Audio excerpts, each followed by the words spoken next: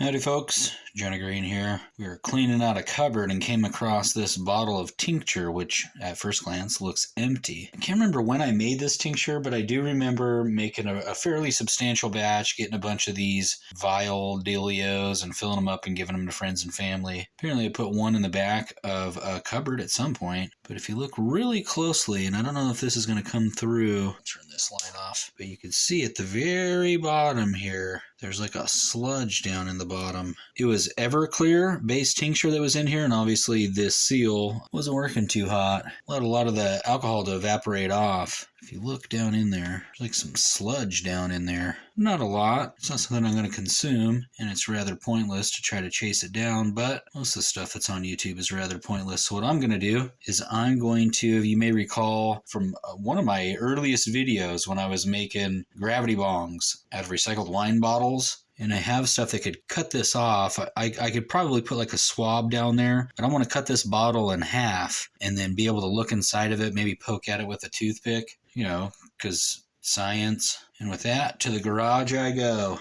Success! So basically what I did is I have kind of a glass etching tool, and you make a circle around the bottle. And I've seen a number of tricks on YouTube and various other places where you could tie it with a string, or you could do all these kinds of things to heat it up. I use the trusty dab torch, start working the flame around the ring, and then holding onto a pair of pliers, of course, in a safe fashion, dipping the bottle into ice cold water, and it just shoots the top off of it. Sometimes it'll come off fairly clean. As you can see, this was not one of those times, but as long as I'm careful, hopefully I don't cut one of my digits off. But now you can see a little bit better the sludge that I was talking about here at the bottom, and it is rock hard. Start jabbing at it. Got a little bit of some peelage on there. You can see working it with the toothpick, stuff flakes off. There's not a ton of it, and it's a colossal pain in the ass to scrape it off there, all the while risking some slices and dices to my sausage fingers. Then it kind of begs the question, what to do with the stuff in the bottom of this? Like, say I get a bunch of it out of there. Should I eat it? Should I dab it? From what I understand of it, being that it was alcohol-based and what's at the bottom, I mean, that's just really, really concentrated cannabis sludge. So concentrated that it's almost turned into like a solid of sorts.